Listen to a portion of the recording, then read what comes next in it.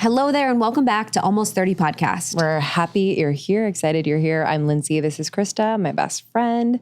And we started this show 7 years ago. And we've just been rocking ever since, supporting you all as you change and grow and go through different transitions. We've gone through a lot of our own. So thanks for being here and supporting us. Yeah, it's been quite the journey. 7 years is a whole ass cycle. Your cells completely change in 7 years. That's why they say a lot of times relationships have 7-year itches. Because it's like you're completely new cellular being. Totally. And so you get that 7-year itch. Today on the podcast, we have one of my dear friends, Jessie, the glucose goddess. She is my friend and homie. I love her so much. We talk all the time, and she's just someone that I'm so inspired by. The evolution of her brand, like how she shares science, how she's just so herself. She is like truly an alien of aliens. And it's just so much fun to sit down with her anytime we get to. I love how her personality comes through her brand. Dude, I know. In every way. And I just love when her inner weirdo is like, kind of running the show. It makes me so happy. And I think that's why she's super magnetic. That's why, I think that's a part of why she has so many fans and followers. But also her content is it is life-changing. You know, a lot of people are kind of like living their nutritional life without this awareness of their glucose levels and how it's affecting their mood, their skin, their sleep, their energy, et cetera. And I know it's changed the game for me when I learned just these very simple hacks to implement during the day that she's offered. And I just love her. I think she's doing the Lord's work. I know. I say I'm her manager. Love it. I'm your manager. I think 2 things that I've done recently, even on this trip yesterday, as it relates to glucose and supporting my healthy glucose levels. Last night at dinner, I ordered pickled vegetables. And I had pickled vegetables first. So it was like having that like vinegar, having that like vegetable as my starter, and then having my pita and hummus after. Yep. So basically she says to have veggies first, and then later you can have the carbs because it supports a lower blood glucose level response. So being able to eat the carbs, being able to eat the bread, dressing them up, not having them just be carbs, having them with a protein or fat is also really helpful. But having the pickled veggies first was really nice for my digestion and then also for my blood glucose. Yeah, because if you think about it, most of the time when we go out to dinner, there's bread on the table. So we're usually grabbing the bread, and then either we feel full or obviously there's a glucose spike happening. It just kind of sets us up for failure, I think, for the rest of the meal. So yeah, that's such a good one to have like a veggie starter first. I've also been doing either apple cider vinegar, or there's a bunch of brands now that like create drinkable vinegars that are like really yummy and interesting. So I'll have that just before every meal. And I got like a little shot glass to like designate for that. So it's easy to just put in the shot glass, take it before a meal. And that's really helped. And we've been keeping track of our glucose levels with levels, which has been super, super helpful. Actually, when I went into labor, I still had my levels monitor on. And because I was like tracking all that week. And I had like just put it on maybe like 2 weeks before or something. And I remember being in labor and in my closet and like trying to change. I don't even know what was happening. And I like looked at my arm. I was like, fuck, I still have my level. And I literally ripped it off. Because I just didn't want to have the conversation with like doctors and nurses like about what this is on my arm. I mean, they're a doctor, they know. But I'm like, I don't even know. So I like it makes sense to me though. If you're like, I'm giving birth, I just kind of want to be free. Yeah, I want to be free of everything. It'd be like, you don't want to risk it or something? I don't even know. I don't even know what I was thinking. I was so blown away, side note on levels, how painless it was to put in. Oh yeah, I didn't feel a thing. But I was such a baby. Same, I didn't feel a thing. It is so easy to use. Yeah. It is so incredible. It is so helpful. And also watching the blood, your glucose levels, your blood sugar levels based on your stress, your sleep. My like sleep has been off. It's affected me. Like your meditation impacts it. Your workouts impact it. Like it is like a holistic thing. So levels.link/almost30. You can get 2 free months, but the continuous glucose monitor is really, really helpful. Another thing that I did last night, I ordered Levain's bakery. So bomb. Best cookies in the whole world. It's your favorite. Every time I'm in New York, I Postmates Levain's. I like the cookies. I'm not like the biggest fan. It's weird. I know. I'm like a weird cookie snob. Yeah. I think Levain is snobby and amazing, but like it's not my favorite. What do you like, chewy? I like Apartment 4F in Brooklyn Heights has like a chewy, I like a chewy. buttery, thin but chewy. Oh, I know what you're talking about. Yeah. I can get down with that. Yeah. But I just had to get some down with Levain's. And I had my girl Olivia's from Organic Olivia, her gluco bitters. So I just like bring my gluco bitters in my backpack and I just put some in water, helps with digestion, helps with your blood glucose levels. And then I could just get down on my cookies and call it a freaking day. Totally. It cancels it out. It cancels it out. From what I heard. It actually made me lose weight. They said more cookies makes you lose weight. I said, perfect. We love you, Jessie. You can follow her on Instagram at Glucose Goddess. Her book, their latest book, The Glucose Goddess Method, is out now. And I just love this conversation because it's like, I think people really love when you have a conversation with like your friends. So it's less just here are the facts. It's like, let's go a little deeper. Let's just cruise. We also have 2 other episodes with Jessie you can find. So you can search Jessie or you can search Glucose Goddess Almost 30. And those are really, really, really powerful ones. Some of our best. She has books out as well. The Glucose Goddess Method is her most recent book that I highly suggest you get into. glucosegoddess.com for more information. Thank you, Jessie. You are the homie. We will see you on the next one. Thank you for being part of our lives and community Almost 30 podcast. We'll see you on the other side. Bye. Bye. Not sure if you know this, but your scalp ages 6 times faster than your face. So you should absolutely be giving your scalp some love. You should absolutely be treating your scalp like your skin. So I have a brand that is revolutionizing the space of scalp care. Acton Acre is a line of scalp products that treat common scalp conditions like hair thinning, dandruff, flakes, oily scalp. I am obsessed with their products. Helen Reevy is the founder and first trichologist founded scalp care brand. Trichology is a holistic approach to scalp and hair. I am someone who, since getting pregnant, I actually have a pretty dry scalp. I have seasons where my scalp has been super oily, so I kind of have run the gamut. But I am using some products from Acton Acre that have made such a difference. So I am using the Detox Gua Sha system from Acton Acre. This is a best-selling set. It balances the scalp and removes product buildup. So we put a lot of stuff in our hair, shampoos, conditioners, dry shampoo, all these things, and it builds up. So this removes the buildup while improving the product absorption.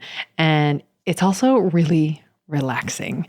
So this includes the scalp detox oil and the scalp gua sha tool, which is this beautiful jade stone. It kind of looks like a comb, but it is so relaxing. I do it every single night and I've noticed that I don't have as much dandruff and it just makes my scalp so happy and so healthy. I'm also using the stem cell scalp serum. So this one, it is the #1 best selling scalp serum. Can you say that 10 times fast? So it's powered by 2% apple stem cells. And this scalp serum promotes thicker, fuller looking hair and supports scalp health in the early stages of hair thinning post-pregnancy. My hair is going through its journey. So this has really, really helped. So for our listeners, as always, we got you. We got you. We got you. Go to actonacre.com, actandacre.com, and you're going to use our code almost30. Use the code almost30 at actonacre.com for 15% off your purchase. That is almost30 is the code for 15% off your purchase.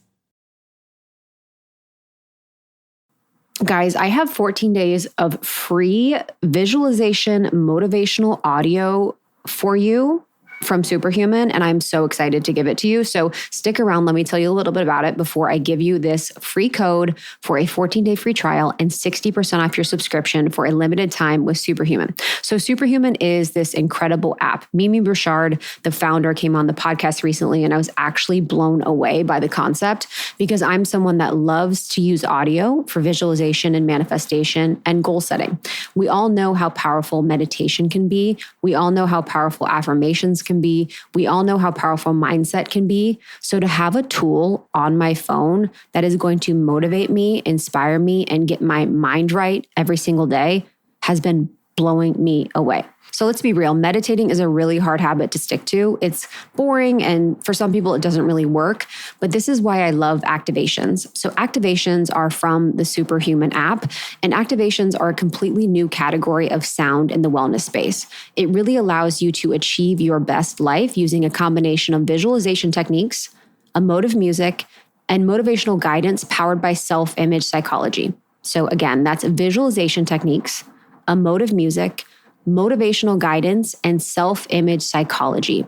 It's an audio app that helps you become your future self. So how I use the Superhuman app. So I go on in the morning when I'm needing something to start my day.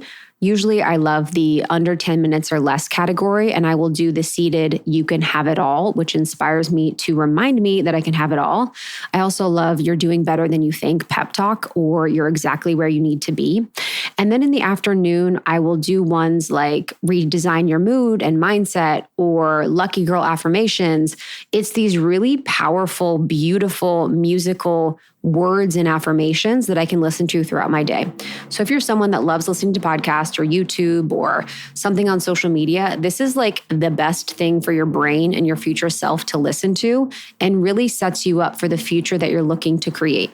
I swear, since using it, I have felt like more opportunities come in. I'm working one-on-one with people, and now my schedule's fully booked.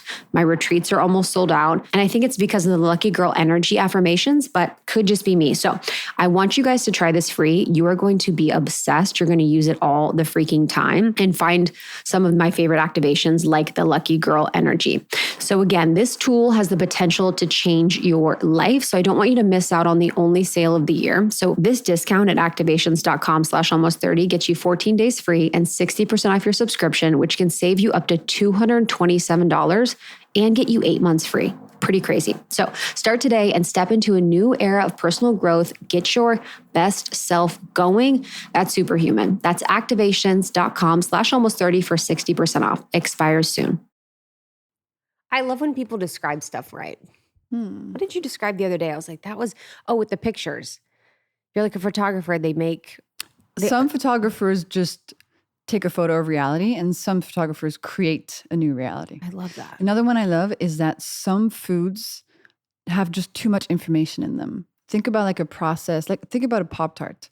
Think about the amount of sugar and different molecules and colorings and flavors, and just that's too much information for your body. Compare it to, an avocado. Simpler information. This is not like a scientific thing, the amount of information in a food, but to me, it sort of makes sense. Yes. You don't want to give your body a food that has too much information in it, because you can't process it properly. Yes. It's like, it needs to be like, this is a healthy fat, not this is a list of 25 different ingredients and colorings and preservatives and 30 grams of sugar and stuff your body has never seen before. I know. This is like too much. Yes. So something that's amazing about what I do, but also hard, is when I'm friends with people, going from we're chatting about deet, and then we're like, hello, talking about work life, but it's the best part about what I do. Because I'm actually really excited. We're going to talk a little bit about business. We're going to talk about the brand. We're going to talk about building Glucose Goddess, because I feel like people don't know as much about that. And I know behind the scenes about how incredible of a businesswoman you are and how incredible of a visionary you are and thinker. But I do want to start with some updates around glucose, because you've been on 3 times. We've kind of gone through the gamut of everything. All my girls are doing the Glucose Goddess method. Even the girls I coach have the books in the background. Yay. It's actually crazy. But what are some myths that are sort of happening in the space right now that you're seeing that feel like you're like, okay, guys, we need to be clear about this? Okay, 2 things come to mind. I would say the hottest one right now that I get a lot of shit for, but I think we need to keep talking about it, is the fact that I would rather drink a Diet Coke than an orange juice. I know. And so people believe, and this is, reinforced by marketing, huge amounts of money goes into these marketing campaigns. People believe that if sugar comes from a fruit, then it's good sugar. But if sugar comes from a Coca-Cola, then it's bad sugar. Actually, what people don't realize is that all the sugar you find today, whether it's in an orange juice or a can of Coke, it all comes from a plant. So in the orange juice, it comes from an orange. In the Coca-Cola, it comes from a cane or beetroot. It's also plants. But yet somehow we believe that if it's orange and it's fresh squeezed, then it's good for you. But if it's in a can of soda, then it's bad for you. The truth is your body doesn't care where the molecules come from. Your body just processes sugar, whatever its source, the same way. And so that's why, to me, an orange juice is just as bad for you as a can of Coke, because they both contain 25 grams of sugar, which is going to impact your brain, your hormones, your gut, your cravings, your energy, etc. Now, yes, in the orange juice, there are some vitamins, but if I were to put vitamins into a can of Coke, it wouldn't make it healthy, right? So there's a cognitive dissonance happening. And this is exploited by food companies who will say stuff on package like 100% natural, or, sugar or based on fruit, 100% from fruit. And it's just exploiting this slight problem in our understanding of food. So that's one big one. And the reason I say I'd rather drink a Diet Coke than a can of orange juice than a freshly squeezed orange juice even, is because the Diet Coke doesn't contain those 25 grams of sugar. But it does contain sweeteners. And this takes me to my second myth that I think we need to address, which is that people believe that artificial sweeteners are really, really, really bad for you and are worse for you than real sugar, natural sugar. Yeah. And so recently we've seen a lot of articles talking about aspartame and how aspartame may cause cancer, etc. And what I'm seeing I'm finding really concerning is that people would now rather drink a regular Coke versus a Diet Coke. Yeah, I've seen that too. And that is just not good, because yes, sweeteners are not good for you. Okay, they're not a health food.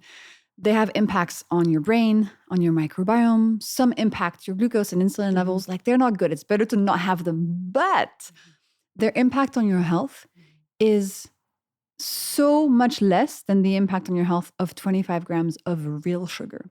Because 25 grams of real sugar also impacts your brain, your microbiome, your cravings, your energy, your glucose, your insulin, etc. So we need to make sure that we understand the context. It's all relative. If you say sweeteners are the devil, then a lot of people are going to switch to something even worse. Yeah. It seems like people assume that because it's processed more, if it's like Coca-Cola than orange juice, that they're kind of looking at it from that lens. Yeah, like it's made in a factory instead of being made at home. Yes. Yeah, I get that. I can understand that, but it's just not. It doesn't make sense on a physiological level. Yeah. They're both processed foods. Yeah. And the fruit that we eat today, the orange that you make your orange juice from, it's not even a natural plant. Oranges were invented by humans a couple thousands of years ago by breeding different species of plants. All the fruit we eat today is not natural. It's been the consequence of thousands of years of selective breeding. So we just have some backing up to do and some understanding to do, and we need to open the lens a little bit. Yeah. Because often there'll be one new terrible thing for your health. Yeah. Sometimes it's protein, sometimes it's sugar, sometimes it's sweetener, sometimes it's fat. Yes. And people forget everything else. Yes. But we kind of have to sort of rank the evils. It's like, yes, sweeteners are not good for you. But you know what's worse for you? Real sugar. Yes. Keep the perspective, keep the relativity going. Yes. I think people right now are obsessed with like seed oils and stuff. Yeah, seed oils are really bad for you, for sure. Yeah. That's like kind of the new focus. So it was like we were first, when I grew up, it was carbs were bad. Or and no, it was fat. Fat was bad. Fat was bad. And then carbs were bad. And then seed oils are bad. Seed oils are bad. And then sugar was bad. So what is your thought about that journey and trajectory of like us sort of demonizing one thing at a time? And how do you not play a role in it, but you don't want to be someone that's demonizing things. You want to be someone that's like empowering them. Well, if you ask, so there's so many different camps in the nutrition world. Yeah. Some people are pro-vegan. Some people are pro-keto, whatever, gluten-free, paleo, anti-fat, anti-carbs, anti-protein. You know what happens? You know what all these people actually have in common? They're all anti-processed foods. Okay, so let's zoom out for a second and be like, actually, when you adopt any of these diets, what's really happening? You're cutting out processed stuff and you're cooking more. And you're eating whole foods. So of course you're going to feel better. Okay? And that is the thread that we have to hang on to. But by creating these camps, we are actually feeding the food industry with these very easy marketing avenues that are going to be making them billions and billions of dollars. So let's just, go back to physiology, go back to just the basics of how your body works. Your body needs protein. It needs healthy fat. It needs fiber. You can eat carbs. Carbs are not necessary for life. We've known this since the very beginning. They're there for pleasure. Cut down the processed foods or have them, after a meal instead of on an empty stomach. And cook. And that's the core of it all. So many soapboxes, Yeah, that's so interesting how, we could think about it as a trend from consumer up, but it's really corporation down. Oh, yeah. Where We're they're being fed all this stuff. Yeah. It's just marketing. Yeah. And whatever you see on the latest packages of food, whether it says, in the 90s, it was low fat. Yeah, I remember. 0 grams of fat. Yeah. And we're like, oh, that must be good. And now it says, 0 grams of added sugar. You're like, 0 seed oil. Oh, it's all a marketing strategy. Yeah. The food industry is a big money-making machine. Yeah. And they're going to jump on whatever, gluten-free, Yeah. vegan, keto. I mean, come on. Yeah. It's not because a product has any of these labels on it that it is good for you. In fact, if it says any of those things, it's kind of trying to prove its innocence and it's hiding something. So it's better to buy foods that don't have any of these health claims on them because they're probably going to be better for you. Wow. Say more. Like give examples of that. That's really powerful. Okay. So think about a box of cereal that might say high in fiber. You're like, oh, look at these, they're cornflakes, but this is a high in fiber cornflake. What you don't know is you don't have the context that actually, if you want fiber, you know what's a better place to find fiber? Fucking broccoli. Yeah, dude. Yeah, dude. So context, zoom out. Yes. Or if a cereal bar or, a little snack bar says no added sugars, you might think, oh, that means there's no sugars in there. It's not the case at all. It just means that during the process of creating the product, there was no literal table sugar added to the food. Wow. But it can still contain dozens and dozens of grams of sugar from natural sources like dried fruit, fruit juices, fruit puree, things like that. Yeah, right. That don't count as added sugars, but are actually just sugar molecules all the same. Wow. So the added sugars, I've known that it doesn't mean it has no sugar. But, Which is crazy. Which is crazy. Yeah. That is crazy. It's actually, crazy to think about. because when That's you a see no trick. added sugars, completely. For example, you will see a bottle of orange juice and it says no added sugars, but this is literally sugar water. Yeah, dude. How is that a thing? Wow. We need so much more regulation, and the consumer is being fooled because we all want to feel better. So we all think that, oh, maybe if it says vegan or gluten-free or keto or no added sugar, it's going to be better for me. Yeah. But it's just not. Is there like corporations of like a vegan labeling corporation, like, you know what I mean? Yeah. So then do food industries pay to have that labeling? Oh, yeah. Okay, what's that? Big businesses. Wow. Well, they're organizations. So vegan is a very good example. It's very difficult to be labeled as vegan. Back in the day when organic started, same, it was very difficult to get the organic label. But there are tricks that people use. And it's not because you're organic that the product is good for you. Cane sugar is vegan. Cigarettes are vegan. It's not because any of these things have one of these health claims or health certifications they're actually good for you. But it's just genius marketing after genius marketing. Yeah. It's kind of sad. It's just, I don't know if they're keeping ahead of us or they're keeping on trend with us, but I also think that when I say they, it's like, who am I talking about? Like the big business in food. I do think a lot of what they do is keep us confused. And I do feel like social media adds to that a lot, where there's a lot of people that are sharing a lot of different opinions and perspectives and cherry picking research and cherry picking certain things. And some things. people are getting paid by the food industry. There's a whole thing that came out that some dietitians were taking money from the food industry to post stuff. Yeah, it is the Wild West. And today, 70% of all the food consumed by Americans is ultra-processed food. That's the problem. It's not the gluten or the fat or the carbs. It's the ultra-processed foods. It's you don't even realize how big of a business this is. It is making billions and billions and trillions of dollars. It's wild. What counts as an ultra-processed food? Like when do we hit the tipping point of being processed versus ultra-processed? Oh, that's a good question. I think ultra-processed is when it has like 3 different steps. Okay. Of processing, of change. So even orange juice is a processed food. Yeah. But I believe that ultra-processed, and I think it's a spectrum, means it's lots of food bits put together into something that is no longer recognizable as a food. So think Pop-Tarts. There's nothing about it that can be recognized as a piece of whole food. Yeah. And these ultra-processed foods are created to be very easy to chew, highly palatable. They'll have panels and test different foods on people. And whichever version of those chips or crisps makes the user panel eat more is going to be the one they put in the store. Because they're just trying to make money. Yeah. Right? But what's interesting is that these big corporations, it's quite important that they do make money because we actually have a lot of our pension money, for example, in these corporations. So it's just a big system that is confusing and complicated. And it's not as easy as saying, oh, just tax ultra-processed food. We need to work with these big food companies that are profit-driven to make better products for the public. Say more about the pension thing. I actually didn't know that. So I recently met this guy called Chris Van Tulleken. He's an amazing researcher in the UK. And he has a book called Ultra Processed People, where he talks about the success of these companies is important for the success of the country, for the success of the money that we invest into funds, into pensions. Right. You should have him on. I'm going to butcher this. Wow. But it's not as simple as saying, oh, we should kill these big food companies. Right. Because they're actually Part of a system. That we also benefit from.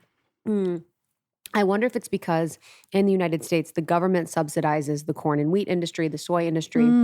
So the government is a lot in part responsible for managing the price of a lot of our crops. They pay our farmers. So if they're responsible for that, and then also we have like our teachers and certain like government workers that have pension funds, and maybe they do some relationship where it's all a part of it. Like, you know, all of these big systems are all working together in some weird way. And so it would make sense that they would be interwoven in a way that would eventually be detrimental to us, or I don't even really know. I think the bottom line here is that it's complicated. Yeah. It's not as simple as saying just, tax Coca-Cola. It's not that simple. We're part of a big system that's making a lot of money to a lot of people, even to us, but that's hurting our health at the same time. So the solution is multifaceted. And for the past 5 years, I've been working on educating individuals so that they can make better choices when it comes to their processed foods. For example, if you're going to eat a Pop-Tart, have it as dessert, not as breakfast, so that you don't create a craving cycle. But what I'm learning also is that individual responsibility, while it's so important, is actually not enough. We also need to push the industry forward and say, we cannot be making these foods that are killing people. We need to do better. So now I'm really, and this is a very new chapter for me, but I'm learning a lot about this world. And I think it's amazing. There's so many organizations doing incredible work that I want to support and I want to help as much as I can. But I think that's the next frontier. How can I now use my audience and the stuff I built to really push policy change? For example, you should not be allowed to advertise ultra-processed foods to kids on TV. You should not be able to put the really pretty tiger on the Frosted Flakes box. You should not be able to say no added sugar on a product that has 70 grams of sugar per serving. I mean, these things I'm very passionate about. Yeah, 100%. Sometimes for me, it feels like, and I don't know what this is about me, it's like an authority thing, but I feel like if you get to the level of like, okay, now I'm going to enact change in the government, I'm always like, good luck. You know what I mean? Because it's like mobsters. Like the people, at least in the West, like our government is Yeah, but they're still humans, Yeah. And they're incentivized. And listen, when you're at the head of a big company that's making a lot of these foods, you have a duty to your shareholders to make money. Right? And that's the thing. So how do you help them still make money to make better products? And I think there's a way. I'm an eternal optimist when it comes to this, because otherwise you're not going to get anywhere. And it's going to take years to make small, tiny changes, but we have to push things forward. Women were not able to have their own bank account. Hey, heck, we've come a long way. The change is possible in all areas, and we have to keep pushing, because otherwise we just become cynical. But I get it. And I'm not doing this alone. I'm just learning from the best in the game and asking how I can support. I'm not going to go, knock on the prime minister's door and be like, hey, we want to change things. Yeah, you're like, I'd be terrified. And I'd be terrified to do that because I don't know enough about the politics space at all. You're an amazing question asker, and you're super clear, and just like the way you move is really nice. But this is actually the best story ever and the perfect segue. So someone, one of my guys in New York, he works in finance, and one of your guys? One of my guys in New York. What does that mean? One of my men. Okay. He works in finance, and he does a lot of research for investors. And some of the research he has to do is on like semaglutide, like, GLP-1 inhibitors, Ozempic or Wegovy. And what's happening that's very interesting is that there's so many people that are getting prescribed to this, and it's only increasing, that it's actually impacting the shareholder price and the amount that people are consuming Coca-Cola, the amount that people are consuming sugar and candy over time, because it hits on the same receptor, even gambling. So that part of our brain is like the Dopamine center responsible for addiction and dopamine. So they're seeing impacts across the board in like some of the biggest businesses in the world. And it's also because he said that it hits the power users. So the power users are usually the people that consume the most. So most of the people that drink Coca-Cola drink like 20 a day. Yeah. You know, they're like, so if they're now taking Ozempic or Wegovy or whatever it is, and they are no longer addicted to it, it's actually going to decrease so much of the people that actually purchase it. Isn't that crazy? That's crazy. But then, the pharma industry is going to make a lot of money off those drugs. That's what I was thinking. So it's moving the capital maybe, That's what, but I think, I completely agree. But I think it's so interesting because how are those two, it's like two giants that have such impact, pharmaceuticals and then this one. And it's like now one of them is losing and one of them is winning, and it's the pharmaceuticals.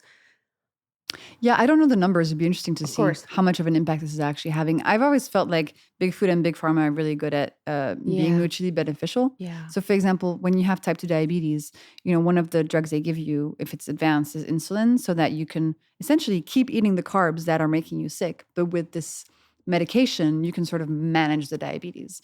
And so it's sort of a perfect marriage in the sense that you can keep eating all the food that's making you sick and take this pill to suppress the symptoms a little bit. Yeah.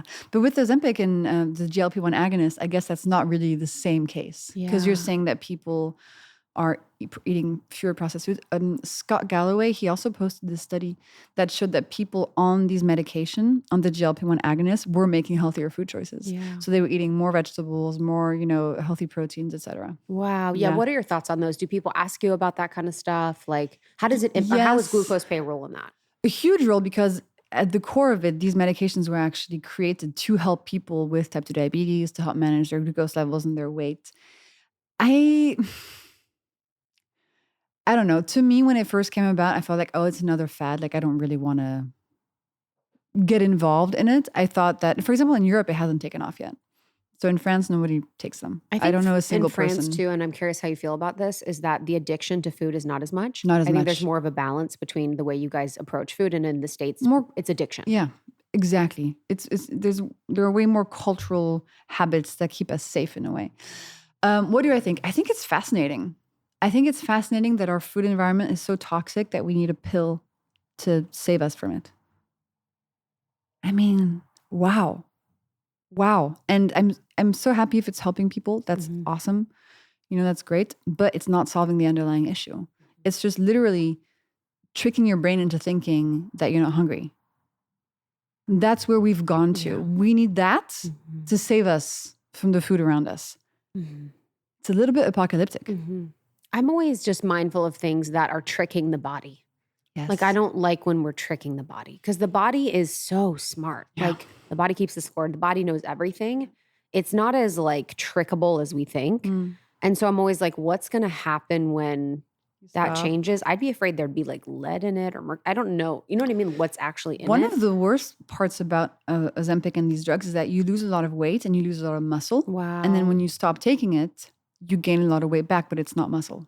Wow. So you can actually end up in a worse place than you originally were. Wow. Yeah. We don't know what the outcome is going to be, what's going to happen on the other side. Yeah. So if you are taking one of these medications, it's really important to also learn about what food is doing to your body, to also learn healthier habits, so that if and when you stop, which, you might or might not want to do, but if and when you want to stop, so that you're not thrown right back into previous habits and you gain all the way back and even more. Yeah. Right? That would be terrible, because muscle takes so much longer to build. It's very difficult, especially as we age. Yeah. It's very difficult to maintain our muscle mass. That's why we're lifting, huh? Me and my girl be lifting. My girl is strong, but I'm strong. You are very strong. People underestimate my strength. Oh, I think you're very strong. People are like, well, you're strong. I'm like, yeah, bitch. Yeah, you're very strong. How does muscle play a role with glucose? Like, why do you lift? Ooh, good question. Because, as Gabrielle Lyon says, muscle is the organ of longevity. So the more muscle you have, the better equipped you're going to be from a glucose perspective to store away extra glucose that you're ingesting. So the more muscle I have, the less impact on my health the Van Leeuwen's chocolate fudge brownie ice cream is going to have. So that's how I think about it. But also because I want to feel good and I want to feel strong and it's super healthy. And as you age, one of the issues is your muscles atrophy, you become more frail, you break stuff more easily. So I'm thinking about the Jessie that's 60 years old, thanking the 31-year-old Jessie for doing all this stuff. And my mental health feels so much better as well. Yeah. It's Do you so lift key. 3 times a week, 4 times a week? I think 3 times, 2 or 3 times. Okay. Yeah. And what was your journey with working out? Did you only do cardio at some point? Because you're so tall and you're so model-like and lean. And did you ever have a phase where you were only doing cardio, where you were super obsessed with being thin? Well, when I was a teenager, I had a gym membership and I went once a year. And I was like, I guess I need to go on the treadmill and like run. And after 2 minutes, I was like, but after I broke my back when I was 19, I had to stay fit. Otherwise my back would hurt. So How did you break it? I jumped off a waterfall in Hawaii. I know. Oh, baby. Yeah, don't jump off waterfalls. It was the most horrible thing ever. Yeah, so one of my vertebrae went exploded. Did you hit a rock or just water? Just the water. That's the thing that people don't realize. It was like a 25 feet tall waterfall, which is tall, but like not that high compared to what you can do. At that height, the water is like concrete. So if you land improperly, I didn't land on my back. I landed with my feet first, but they were slightly angled that my tailbone hit at slightly the wrong angle and just went up, and poof. Yeah. So don't jump off waterfalls. Seriously, it's not worth it. Oh my God, are you kidding? Yeah, of course. Wow. But with the adrenaline, I didn't actually know what was happening. I know. Isn't that, you have to have that experience to be in awe of the body and be like, yo. Yeah. I remember I got in a car accident one time with my mom and my adrenaline was like insane. I was like, I want to flip this car. I just felt like it took over my whole body. You have no pain. It's wild. It's wild. Okay, so you broke your back. Yeah, and after that, after surgery, and I have lots of metal in my back now, but I needed to stay strong. Otherwise, if I don't work out for 2 weeks, then my back starts hurting. Wow. So it became a necessity for my body. I was like, I got you. Like, it's not easy to have a broken back and all this metal. And I have 3 fused vertebrae now. That's when my journey started. And, I didn't know what I was doing at the beginning. Yeah, I did cardio. I did some yoga, some this and that. But only recently have I really gotten into a groove. I think it's only been a couple of years that I realized actually lifting weights is really important. It makes you feel super good. Intense cardio all the time and HIIT classes are kind of a stressor on the body, so you have to be gentle with them. And I feel really good about it now. Yeah. And like I can see my little bicep and I'm like, I know. Hey honey, like I saw that it's bicep. been a year and it's hard to build muscle when you're a woman. You think that you're going to look like a bodybuilder. Trust me, it takes years. So much time to even see like a 20% increase in your bicep. And I still can't beat you when we arm wrestle. I know. So But you got the abs. Yeah. Your abs are crazy. Yeah. But that's because of the back, right? I had to focus so much on my core to keep my back nice and strong so I wouldn't get these pains. Wow. Okay. So the lifting is really important. There was something else I wanted to talk about too, just because you have such a big, thriving community and amazing women and men and people over the world that follow you. What are like most of the questions that they're asking you? What is like the one thing that you're like, okay, guys, we need to get clear about this?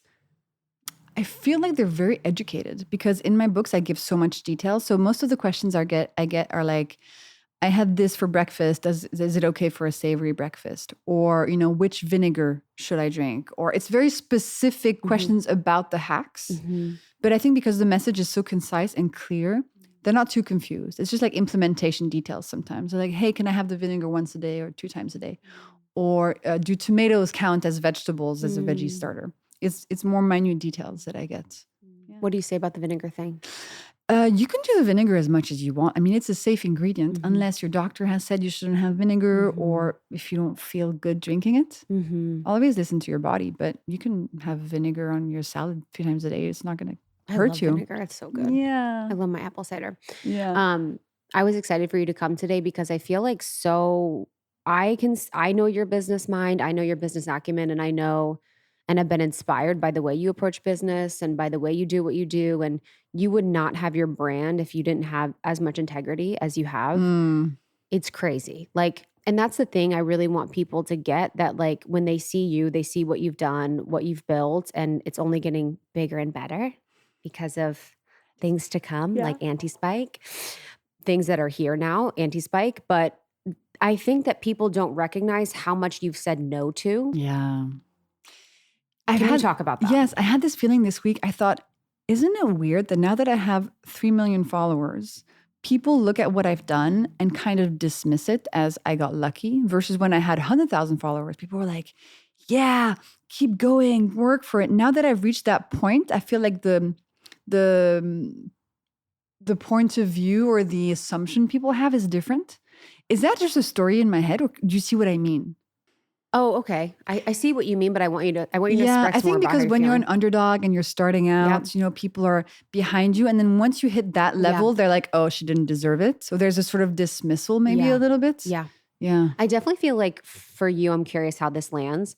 Because you are a woman, because you are so beautiful, and because you have so much like life and vitality in a space that's so health and wellness, like doctorate. Biohacker. Yes, biohacker. Like this is what it is. Like there's this thing where it's like, what is she saying? What is she doing? Yeah. Like, but that's also the magnetism that you have. And it's what the you contrast do. that I like as well. Yes. But can you talk a little bit about saying no? Of course. Well, first of all, I'm such a people pleaser, so it's not easy. It is a muscle. No, I was. Yeah. It's a muscle. But when I started building this project and this Instagram and it started taking off, I felt this new energy come into me, which was sort of like a sort of lioness or mama bear, like, don't you touch my baby. I'm going to rip your head off. And I could feel people coming and be like, hey, do you want to do this collab? Do you want to do this? Do you want to do that? We could work together. And people's trying to grab and hook into me. But it was so easy to push back. But it was still difficult to actually tell the person no, right? But I could feel inside me, I was like, no, I'm not going to give you everything I've built. It's not because you're X or Y person, X or Y brand, that I'm just going to sell you what I've created. I think it just came from within. It was very clear from the beginning. And it was a choice. And I put so many boundaries in place, even from the beginning of this work. I said, I'm not going to talk about my private life. I'm not going to show my friends. And so I created this kind of protection around the project and around the message. And it extended to more stuff. But saying no is very, very important. I say no 5 times a day. Stuff comes through 5 times a day in my inbox, in my messages. People will get my number. I don't even know who they are. They're like, hey, blah, blah, blah, gave me your number. I'm like, what? This is not okay. And I'll be like, I have a food company. Do you want to do a collab? I'm like, no, babe, I got a full roadmap of stuff I'm doing. Like, I don't need, Yes. It's a lot of inbound. Yes. And you just have to be like, no, thank you. I really appreciate it. But I got my own stuff going on. And also it's a very nice position for me to be in. I'm not complaining. Yes, it's really of good course. to have opportunities. Of course. But also you just have to say no to so much stuff, because at every level, there's going to be another opportunity that's going to seem really, really good. Yes. Then you have to think, is this aligned with what I'm doing? Is this going to take away any of my freedom or any of my integrity? And what is this for? And I think being a woman, I always assumed I needed other people to validate me. I always assumed, when a powerful man would come and say, what you're doing is pretty cool. Let me help you take it to the next level. I'm going to help you. My first reaction was like, oh, amazing. Thank you. Somebody came to save me. And then I realized they don't actually know more than I do about this. I don't actually need them. And I learned that every day. I don't actually need anybody. If I want to do something, I can find the people. I have the power. It is mine. I don't have to give away my power, my creative power. I built this thing completely by myself. I mean, I worked with amazing people that I chose. Yeah. But it's so precious, that little diamond I created, and I want to keep it. I mean, yeah, it's such a gift to watch, because I think I've been a little leaky with saying yes to stuff. And I think also where I get a little leaky is like wanting to be saved, which you've also really helped me with, where I'm like, oh, I'd love if this happened. And I'm not like insane. It's not like I'm in my bed all day, like waiting for something to happen. But there is a part of me that's like, oh, I want someone to come to me with an offer or something. You know what I told you the other day? I was like, what? Krista, the only offers that are going to come to you are things that you've already done or things that you're not interested in. Obsessed. The stuff that you want, nobody will come to you and give it to you. You're going to have to fight for it no matter how successful you get. And the first time I learned this was when my first book came out, and I was on the cover of this magazine in the UK. And I thought in my head, oh my God, when this magazine comes out tomorrow, Hollywood is going to call me and be like, oh my God, we love you. Disney is going to call me, National Geographic. I'm going to have all these offers. And so I get up and I go to the corner store to buy the magazine. And then I remember I was sitting on a bench and I was like, nothing's happening. Nothing's happening. Like, no, Orlando Bloom is not calling me. Yes. And I realized in that moment, wow, I will have to keep pushing and fighting and advocating for myself. And the stuff that comes your way is generally stuff that you don't really need. Wow. The stuff that you really want, your next level, you will always fight for it. Yes. And I think that's also too like the visionary and the creative. It's like, I really love that point too, where it's like the stuff that people are going to come to you with is stuff that you've already done. Or thought about and dismissed, or that you don't want to do. Otherwise you would have done them. Yes. Yeah. And it's like, they're not coming with new, fresh ideas. No. Like you have They're to. late. Yes.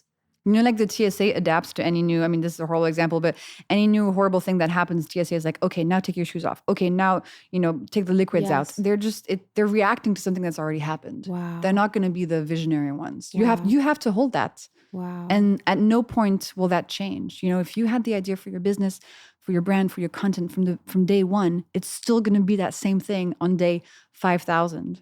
But it's tough because at some point you want to be like, come on, I've worked enough. Like somebody give me the thing. Like, come on, HBO. Yeah, literally, I'm like, come on, God. Yeah. Let's go. I know. But that doesn't happen. I know. It just doesn't. It just doesn't. And it's better to think that way. I also think too, it's like, because how many areas in our lives, how many areas in my life, how many areas in people's lives that are listening, are we just waiting for someone to save us, someone to apologize to us, someone to do what they said they were going to do, someone to call, someone to apologize, you know what I mean? Whatever it is. Did I say apologize twice? I don't even know. Maybe I want please someone apologize to for saying that. I'm like, someone needs to apologize to me. I'm subconsciously leaking all over this. But and there is an empowerment when you told me that, when I can think about that, where I'm just like. But it hurt a little bit. Yeah, it kind of bummed me out, to be honest. I'm like, and it's funny because there's a part of me in my brain where I was like, she doesn't know that I'm going to get it off her. I'm like, yeah, but I'm a little different. I'm going to get it off her. Special. It's like, that might be a little different. But it does, you move different if you don't think anyone is going to save you. Yeah. And you move different if you're not following anyone else's path. Taking care of your health isn't always easy, but it should at least be simple, I think. That's why for the last, I think it's been 4 years, I've been drinking AG1 every day, no exceptions. It's just, so good. It's 1 scoop mixed in water once a day, every day. And it makes me feel so good, so focused, nourished. I just feel ready to take on the day. And that's one of the best feelings ever. That's because each serving of AG1 delivers my daily dose of vitamins, minerals, pre and probiotics, and more. It is a powerful, healthy habit that also is powerfully simple. I have trusted AG1 for 4 years now because I know that they are creating a high quality product. There's a lot of products out there. I know you know this, but like not all of them are high quality. Not everyone is going to the extent that AG1 is. They go through rigorous testing processes, so they are sure that it is safe. Their ingredients are sourced for absorption, potency, and nutrient density. So as I said, I take this every single morning. I have like the canister on my countertop. I just scoop a little AG1 into a glass of water, mix it up, take it down, and I'm on my way. I also bring the travel packs with me everywhere I go, just in case. So if you want to try AG1, now's the time. If there's one product I had to recommend to elevate your health, it's AG1. And that's why I've partnered with them for so long. Krista and I are obsessed. So if you want to take ownership of your health, start with AG1. Try AG1 and get a free 1-year supply of vitamin D3 and K2. Ooh, my favorite, and 5 free AG1 travel packs with your first purchase exclusively at drinkag1.com/almost30. That's drinkag1.com/almost30. That's drinkag1.com/almost30. Check it out. This episode is brought to you by BetterHelp. Okay, so what's the first thing you do if you had an extra hour in your day? For me, I would curl up on my roof with the sun out, nice day, and read a book. A lot of us, I know, spend our lives wishing that we had more time, but we're not really sure what we would use that time for. And it's important that at this point in my life, I am making time for things that are a priority. And therapy, honestly, has helped me so much figure out what matters to me. I would say even 5 years ago, definitely 10 years ago, my priorities were so different. What I cared about, what I was stressed about was so different than today. And I've figured that out through therapy. I've been going to therapy for, I think it's going on 6 years now. Yeah, I think it's 6 years now, and it has been the best investment I've ever made and will continue to make because I'm keeping it going. If you're thinking of starting therapy, oh my gosh, please give yourself this gift and give BetterHelp a try. It's entirely online. It's so easy, so convenient. It's designed to be convenient, flexible, and suited to your schedule. All you have to do is fill out a brief questionnaire to get matched with a licensed therapist and switch therapists at any time for no additional charge. I've heard from some people where it's like, what if I don't like the first therapist they match me with? All good. They make it so easy to switch. And that is totally fine. No stress at all. I've had so many friends try BetterHelp and absolutely love it. And I'm just so proud of them because I know what it takes to start therapy. And man, oh man, it is worth it. So celebrate the progress you've already made. Go to betterhelp.com/almost30 today to get 10% off your first month. That's BetterHelp.com/almost30 to get 10% off your first month. So talk about being a people pleaser. You perceive yourself to be a people pleaser. It's not like I think you're like a fucking psychopath and you're not a people pleaser, but I see you as someone that is incredibly not. If you were before, or like what has your trajectory been like of like making peace with that people pleaser part of you through this path? Because if you were, you would not be where you are. Yeah. And you would not have the brand you built. It's as this business has built and this brand and this message, I have grown as well. As it's grown, I have grown personally. And at every stage, sometimes Glucose Goddess was ahead of me. Sometimes I was ahead of her. And we just had to grow in lockstep. Otherwise, I would have never been able to do what I'm doing. So for example, I showed you this article that came out today and I was like, oh yeah, they're saying in it that like whatever, just criticizing me. Yeah. And 2 years ago, I would have come over to your place and be like, in tears. Like, I can't believe they said this. And now I'm like, yeah, cool, talk about me. Yeah. It's a muscle. The people, it's like going to the gym. You just have to practice. And it's really, really hard. But then you get used to it. You're like, actually, it's okay if people don't like me because I'm in integrity with what I'm doing. I believe in what I'm doing. I believe I'm a force for good. It's okay. And it's just a muscle. It's not sexy. I don't have a hack for this. You just have to keep practicing. Mm-hmm. Every time you feel the people-pleasing thing come up, you're like, okay, really uncomfortable. Yeah. Let me try to move through it and assert myself. Like yesterday, in this place I'm staying at, this man walks into the elevator after me and he says, well, you could have held the door for me. And I'm just like, I just melt. I'm like, oh my God, he hates me. Like, and so that stuff comes up still. And then I thought about it for an hour and was like, should I have kept the door open? Like, am I a horrible person? You know? Yes. So it never goes away, but you learn to get through it and to grow up. And I also take every opportunity as a lesson and a challenge to grow. And I think that's such a key mindset to have. I'm not the victim here. I'm like, what can I learn? Yes. And I learned, I'm like, next time I'll be like, hey, I didn't see you. You know, don't be rude to me. Yes. Yeah. But I didn't do it this time. I was like, I know, honestly, you're right.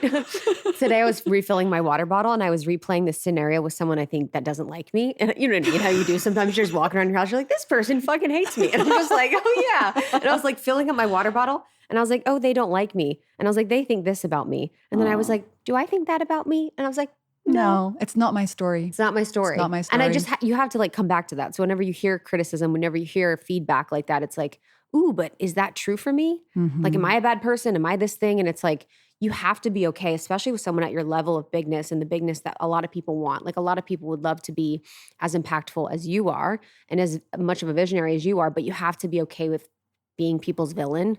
You have to okay with not being liked. And I was never okay with this. Like when it first happened, even the first negative comment I got years ago, it destroyed me. What did it say? Do you remember? It was a dietitian who said, you're not a dietitian, you're not allowed to talk about food. It destroyed me. I was like, oh my God, is she right? Like, it's almost like I try on other people's story of me before I reject it. It's like guilty until proven innocent. Yes. I'm like, oh my God. My first thought is, are they right? Am I a bad person because they didn't hold the door? Yes. And that's just my wiring. Some other people might be like, oh, whatever. For me, it just penetrates in my soul. Yes. And then over time, you just learn that's not my story. That's not me. And now I get lots of bad comments, but I also get amazing ones. And I'm like, well, if somebody thinks that, that's fine. I don't think that. Not my story. Yeah. And you grow and you get better. And then there's the next challenge and it's infinite. Yes. When do you think there was a time where Glucose Goddess was like a little ahead of you growth-wise? Or like, can you think of a moment where it was like, Gigi's a little ahead of me? Yeah, I think last year when my second book came out, just 10 months after the first one, it was a whirlwind. It was growing like crazy, and I just felt like I hadn't been able to process what had just happened. And so I was running with this huge suitcase behind me of all the unprocessed events and meetings, and I was like, I need to stop at some point to open and process. And now I feel like I'm there. This year is about processing in space. Yes. But last year was crazy. Yes. For sure. Because you took off summer, or what did you take off? Yes, I took off summer, but I still didn't process during the summer. It was too soon. I'm processing now. Okay. 2024. Okay. Yeah. I'm witnessing that. Thanks. Yeah, I do. It's interesting. I don't know if we were talking about that, but I was thinking about that recently of in business and being a public figure, like all the traumatic in quotes, all the things that happen that would break a normal person. But I was telling my therapist the other day, I was like, maybe I'm not cut out for this because this is so hard. There's I know. stuff that happens. I'm like, it's so hard. Yes. She's like, I don't think that's the case. I think you can do it, but it's just hardship. Yeah. And that's what people, I don't think, see. And that's what's hard. It's the balance of what we do, because there's so much of what you do where you're like, I'm talking about glucose. Yeah. I'm going to share where I'm featured. I'm going to talk about what it is that I'm here to do. I'm not going to be telling you guys about the things that are hard, but there is so much that is hard. Yeah. It's like, I think entrepreneurship, I was in the corporate world for a long time. It's like the high is high and the low is low. And when you're like low, it's lonely, it's hard. You question who you are. Yeah. Like, I don't remember at the corporate world thinking if I got bad feedback that I was like a bad person. But with what we do, it's us. Yes. And there's so many bad parts, but also so many, like we got to meet. I know. And I just and so many amazing parts. I think I told you this, but December was really tough for me. I had a lot of people on the team that I had to let go of. I had some lawyer issues. It was really, really, really, really difficult month. And I called my dad, and my dad is a business owner. And I said, Dad, it's so hard. Like, how do you do it? It's so difficult. I'm breaking. He's like, well, honey, yes, there are difficult parts, but there are also lots of great parts. And it took me a moment, and I think it's because I'm quite extreme in my emotions, Gemini vibe, like amazing or terrible. And I was like, okay, I need a more balanced approach to this whole thing. I'm actually so grateful, so happy with what I'm doing. And there's going to be really shitty months. And you just have to eat pasta and carry on, Yeah, I think, would you also say too, I've always felt like this in business and entrepreneurship, like your business can only grow with what you're capable of. Yes. And your capacity. Can you talk about that in your growth? I mean, I couldn't agree more. And when I look back to photos of me 5 years ago when I started the Instagram, that feels like a completely different person. And I feel like I've grown so much through this journey. You have to grow with the business, and the business has to grow with you, especially if you are the face and the figure of it. You cannot stay the same and hope for your business to evolve. I feel like I replace myself every 6 months. There's just these, you morph. You have to grow, you have to change, you have to push. But you don't have to, but you're called to it sometimes. Yeah. And personal growth, business growth have gone hand in hand for me completely. Yeah. What's your personal growth? Like, how do you see personal growth? Do you see a therapist? Do you journal? Like, how do you make that a priority so that your business can also grow, but also so you can be mentally well while you're doing this? Yeah. I talk to people a lot. My close friends, my family, I just call them like, I need to process what happened. I journal to try to make sense and see where the lesson is in this.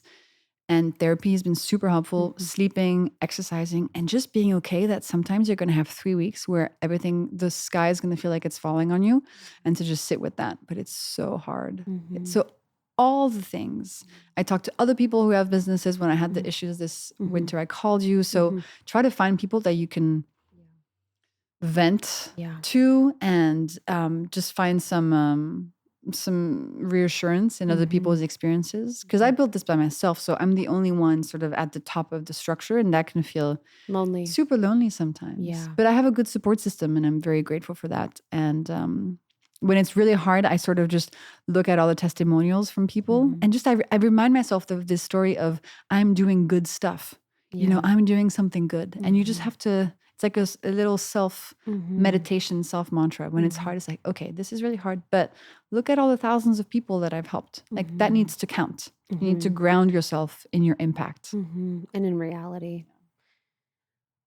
One of my favorite things about your brand is your aesthetic and is like the colors and the vision. And I think that is so much of what makes you successful. Like beyond the fact that you're so mindful and thoughtful about only having the brand be you, having it be really easy hacks to understand, like having the colors, having it be just stunning. Like everything you do, I think people aren't understanding is naturally you, but is a part of what makes you successful. Can you talk about the aesthetic and the branding? Yeah. That is my favorite part of everything. You know, even when there's a tsunami of crazy problems happening, I still go to my computer, go to my design software and design the next post. And that just brings me all the joy. I'm like, what photo of a bagel am I going to put on this graph? And is there enough margin on this text bubble? People don't realize I make all my content. There's nobody doing it for me. And that's my favorite part of it all. You know, I'm launching Anti-Spike, and I'm just, before I came over here, I was making all these different sort of ideas for the marketing campaign and cool visuals and posts. That's my favorite stuff. And so I think it just comes naturally to me. And I've taken codes from other industries. So for example, I worked with an amazing French branding agency 2 years ago to do the logo and the typography and the color scheme. They only work with fashion brands. They're not a marketing branding agency for influencers or for wellness or health stuff. They work in fashion. And I was like, okay, let's make Glucose Goddess the baby of Einstein and Kim Kardashian. How do we do that? So it's pulling from that side of things. And ultimately, I'm visually obsessed. That is, you know, I design every single product that I make, everything, the label, the placement of the words, the color, the shininess, the embossed cap. That's all me. Even the caps. That's all me designing it. And this makes me the happiest. So I think when it's so core to your passion and why you love what you do, you just have to give it as much space as you can. I'm obsessed. That's your alien. Yeah. I just love that. Like, I just feel like this is the thing, when we follow other people's blueprint, we just lose ourselves. For you, it's the voice, I think. Yeah, 100%. You know, and that is your core talent, passion, gift. Yeah. So how do you build more around that? For me, it's design. Yeah. And I've built a lot around that, and I'm going to keep building around that. And you're going to build my brand. Totally. Oh my God. But that's like, oh my God. Don't want to use, someone's name that I want to use that I'll tell you later, but this is like the genius level stuff where you're like, oh yeah, in fashion, this is a fashion design brand. People are like, oh yeah, they just do fashion. Like, no, we're going to make this work for my brand, and we're going to make it something that feels uniquely me. There's another aspect of your brand that I want to talk about that I think is really important, is the fact that you don't share your personal life and that you actually make it just about value for your community. Can you talk a little bit about that? When I first started out, it was as a way to protect myself. Because I had a personal Instagram for years, and it had really hurt my mental health. And finding it. So I decided that when I started Glucose Goddess, it would not have any personal stuff at all. I share personal stuff in my book. I share personal stuff on podcasts. But on Instagram, I just decided no. And I also thought, you know what? Maybe this is going to contribute to creating Glucose Goddess as a sort of a mythical character, more mystery, so people project more. Could be helpful, actually. So it was a decision that has followed me, and I want to keep it that way, because I don't want my mom and my sister to get DMs from people. Yeah. I love that. Yeah. But it's a choice. And I think other people do really well by sharing their whole life. Totally. It's just a decision. Yeah. It's just a decision. Yeah. And I think it's so powerful because for you, because this is what happens, people get hooked where there could be the temptation of like, this is how I get big, by sharing. So again, like, you did the guardrails before you had to. Yeah. What can happen a lot of times for influencers, creators, is they have to put the guardrails after they've been burned. But you like grew with guardrails. You're like, I know when I'm going to say no. I'm going to follow my intuition. I'm going to do things differently. I'm not going to share personal stuff. And it's contributed so much to you being able to pick and choose like the best things. Yeah. And I also approached my content as you would approach building a website or a tech product in Silicon Valley. I was like, what is going to be the most shareable piece of content that is going to go viral, quote unquote? So at the beginning, I was testing lots of stuff. And I realized, people want to see these graphs. It was not like this. I was testing lots of different pieces of content on glucose. And I just listened to the audience. They were like, I love these graphs. Can you do one when you compare dark chocolate to milk chocolate? I was like, okay, people like this.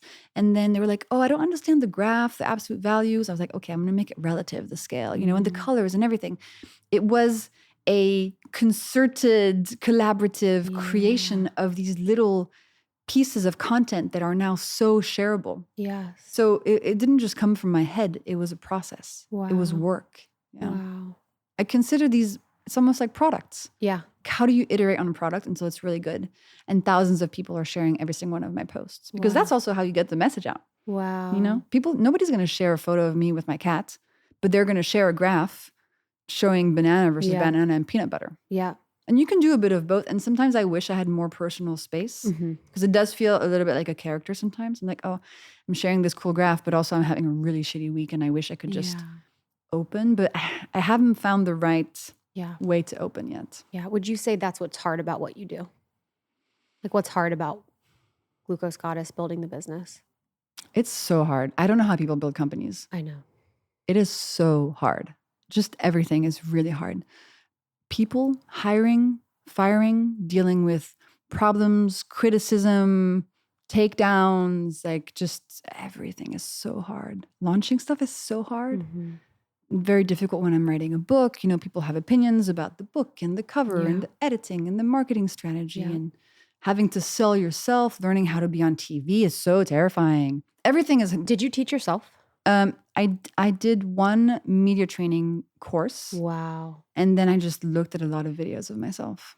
So I That's would do a 100%. podcast and then look and be like, So my current thing I'm working on is that I have found that when I am speaking on a podcast, my face looks very serious. So I'm trying to consciously smile a bit more as I'm speaking. But I'm an obsessive improver. Yeah, same. I'm always thinking, how can I be a bit better tomorrow? So right now, it's about the smiling. Yeah. Can you tell I'm smiling more now? So right now we're like, this is hard. But it's also amazing. It's 100%. Also amazing. But I am an obsessive improver, and it's such a fine line to find the balance between, you know, never being happy and satisfied. My Virgo rising is like, my life mantra is this could be better. Really? With everything.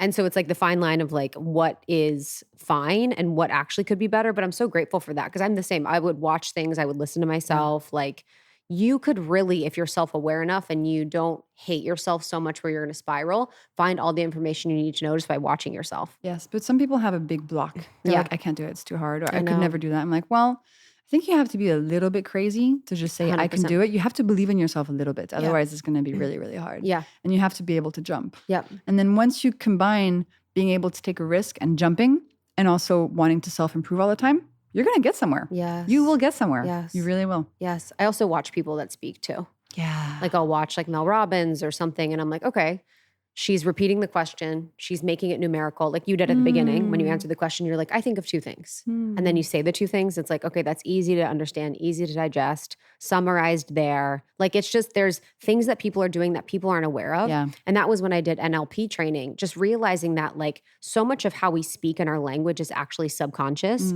for how people understand and how people perceive it. But when you make it conscious and you're like, oh, I'm going to use this to my advantage, it's so different. One thing the media training taught me is that when somebody asks you a question, especially if you don't have a lot of time to answer the question, but then take 50% of the time to talk about your thing. So if you ask me, so Jessie, what do you think about Ozempic? I'd be like, blah, blah, blah, blah, blah. But also I think that the hacks that I share in my book are a really easy way to get these benefits without actually taking a drug. Always use the second half to just pitch your thing again. Wow. Yeah. So that's a good trick, especially if you're under time pressure and you have to do an interview really quickly. Or live. I mean. And so that way you promote what you're working on. You don't just become an answering machine. Wow. Wow. I can't wait to get all the tips for that after this.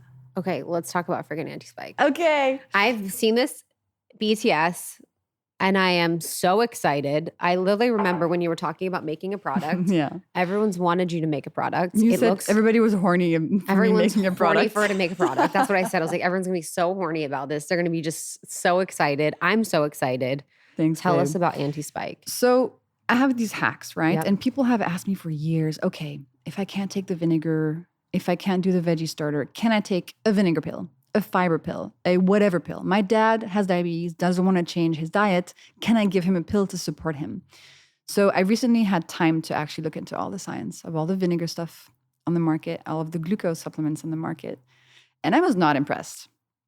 A lot of the vinegar stuff has actual sugar in it. And we don't have data supporting that vinegar in pill form actually has the same impact. And oftentimes it's in gummies. Yeah. Isn't that unreal? With a bunch of sugar in them. Like what? And fiber pills are cool, but they're actually not very effective. You have to take like 25 to get any effect. So what I did is I dug deep into the research, kind of like what I did for the hacks. Yeah. And I saw that there were these 4 plants that have been around since forever, but recently have been discovered by scientists to be really good for your glucose levels. And I combined them into anti-spike. And so anti-spike does 2 things. When you take it before eating carbs, it cuts the glucose spike of the carbs by 40%, 40, which is mad, and which is more than vinegar, which is 30%. So reduction by up to 40% by grabbing the sugar and the glucose from your meal and giving it to eat to your microbiome instead of letting it go through your bloodstream. Your microbiome is very happy with these undigested carbs, makes lots of fancy hormones, including increasing GLP-1 naturally, which is the satiety hormone that Ozempic acts on unnaturally.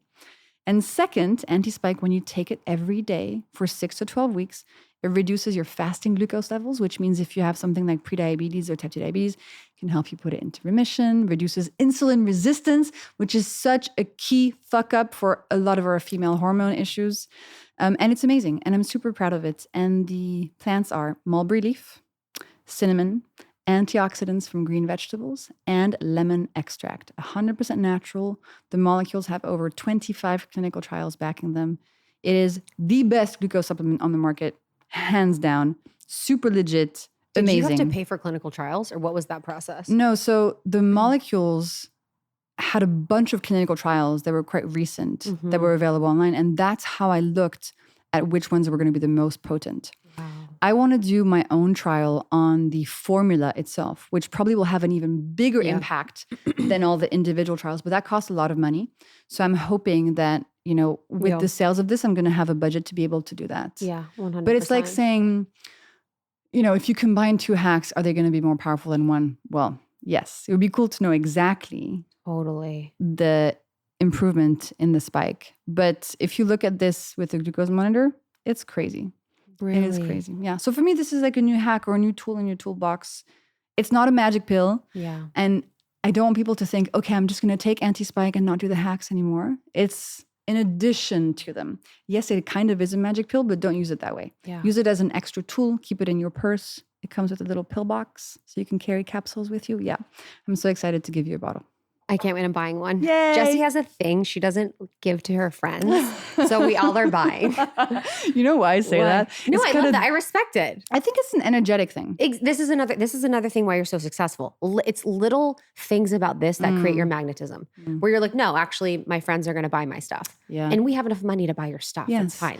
And I see, it's funny because, okay, this is going to sound a bit woo-woo, but I feel like this product has a real energy. And he's actually a man. I can feel him. No, I know it's weird, but he's a dude. He's the balance he's to so Gigi. cool. Totally. He's cool. Totally. Gigi's husband. Exactly. He's awesome. And he's not going to put out for free. You got to buy it. 100%. It's okay. And I feel really good about that. He's anti-spike. Totally. And he's blue. He's so badass. I love him. The branding is blue. Thank I you. cannot wait to get this. Yeah. So how would people take it? So once a day, Okay. you take 2 capsules before eating any carbs. Okay. So maybe you're having a big pizza dinner, or you want to have a chocolate ice cream, or you want to eat a bagel or bread or whatever. Yeah. You take this right before eating the carbs, and it's going to grab 40% of those carbs. And basically, you're getting them for free. Wow. Essentially. Yeah. So you can eat the carbs you love with even less impact on your glucose levels. Wow. So you would just take it before carbs, not just Exactly. like casually. You can take it casually if you want as well, but the most beneficial moment is going to be right before eating carbs, so that you can get that process of the 40% going straight through to your microbiome. I can't wait. Yes, I know. I can't wait. Okay, what else is new for Gigi this year? What else can we look forward to? We got anti-spike flowing. I'm launching a big series of episodes on YouTube. Yeah. 20 of them? 18. 18? Yeah.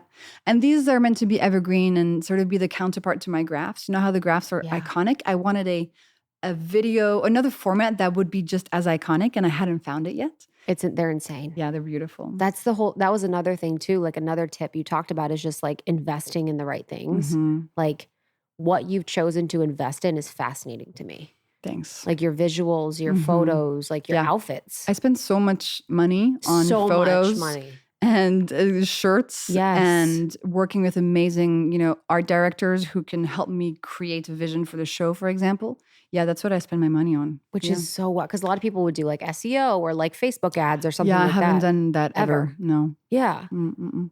Wow. Yeah. So the show is exciting. And I'm excited to have this sort of, there'll be 20, 25 minutes each covering specific topics. Cool. Coffee, cravings, fasting glucose levels, Milks. weight loss, milk. Yeah. Veggie Milks. starters. Veggie starters. Things like that. Yeah. And what about you, babe? What about me? Oh, you're cute. Yeah, I'm excited to lean more into the voice and communication. I just really think that the voice is like the linchpin of everything. It's like how people. What's a linchpin? The linchpin is really like it's like the very thing that's like at the core and the center of people having a life that they love. It's like how to have intimacy in relationships. Like you're so expressive and loving and open. It's like I'm able to have deep, intimate relationships because I'm able to communicate. Yeah. A lot of times men can't communicate really well. They don't have a lot of words for their emotions, so they can't get as deep with people. Also in work and in business, you're never going to get a raise if you can't ask for one. Mm-hmm. You're never going to be seen as someone that's a leader if you can't stay in your body for a presentation. It's just, even online, even on the internet, it's just everything. And so I really want to lean into that. Yeah, that's what I want to do. I want to be like communication connoisseur. I want 10 voice hacks from Krista. Okay. Yeah, I'll do the voice hack graphs. We can find some visual way to show these. We're going to find some visual. I'm very excited for you. It's beautiful.